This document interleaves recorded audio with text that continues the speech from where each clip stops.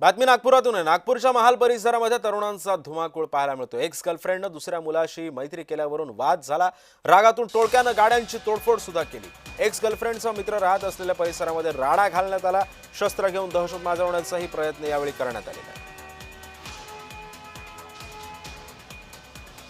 त्यामुळे आपण पाहतोय सध्या कशा पद्धतीने हा राडा घालण्यात आलेला आहे।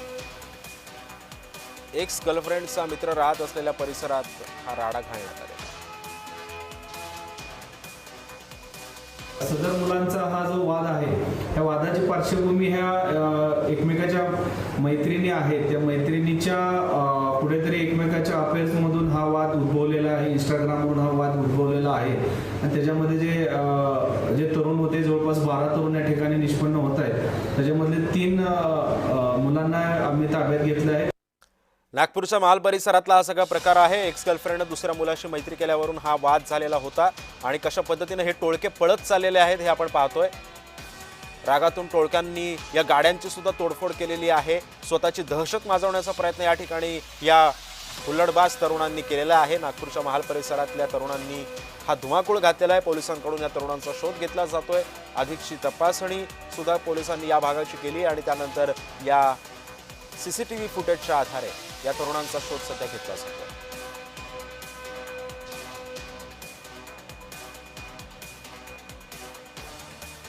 त्यामुळे कायदा आणि सुव्यवस्थेचा सुद्धा प्रश्न या निमित्तानं उपस्थित होता। या संदर्भात अधिक माहिती जाणून घेत माझा सहकारी तेजस मोहतरे सध्या आपल्या सोबत आहे। तेजस, काय घडतं नागपुरात? जर अशा पद्धतीने जर धुमाकूळ आणि उच्छाद घातला जात असेल तर सर्वसामान्यांचं नुकसान का? सर्वसामान्यच का भरडले जातात या सगळ्या प्रकरणांमध्ये?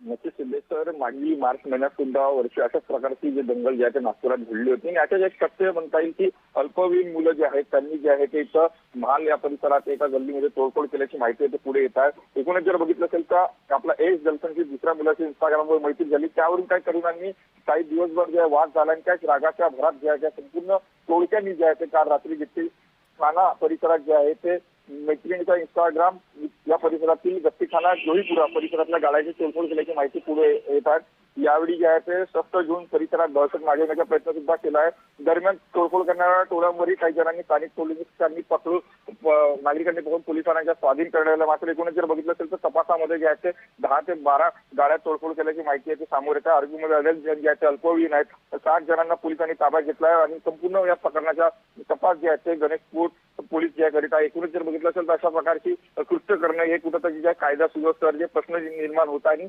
एकूणच जर बघितलं असेल तर संपूर्ण जे मुलं जे होते ते संपूर्ण अल्पवयीन होते, त्यामुळे या संपूर्ण याच्यावर जे आहे ते प्रश्नचिन्ह उपस्थित आहे। नक्कीच, धन्यवाद तेजस, तुम्ही दिलेल्या सविस्तर माहितीबद्दल।